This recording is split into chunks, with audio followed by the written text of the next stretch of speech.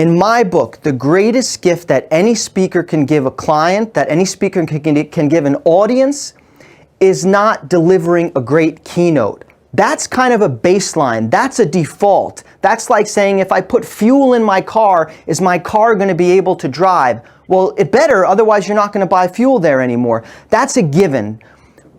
To me, the greatest gift a speaker can give others is the life that they live. Living a life that's actually worth talking about. And that's what I aim to do each and every day. For 15 years, I have traveled the world. I've lived with nomads in Mongolia. I've farmed for tea on the hillsides of China. And yes, I've sumo wrestled the heaviest Japanese human being in recorded history.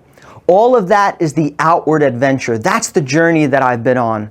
But there's another adventure that, in my experience, is much more powerful, that is truly the foundation of everything that I do. The first trip I ever took outside the United States was to Tanzania.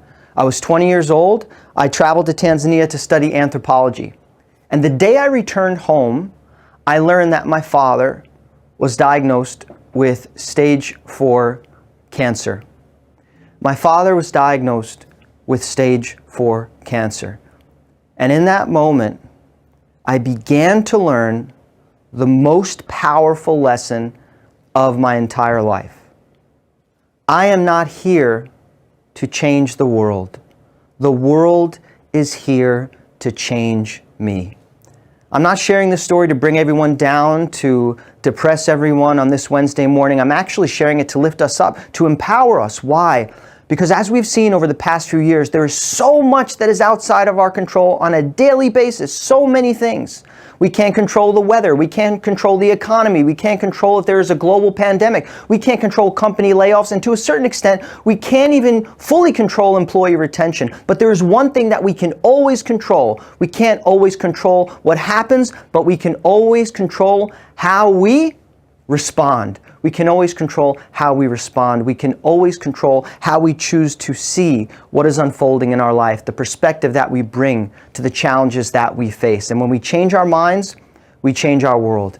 What you can't see on the company website is that for more than 15 years, I've been studying not only the arts of human connection, but the arts of mental health, mindfulness, and meditation. And I've studied in an ancient Tibetan meditation lineage for more than 10 years.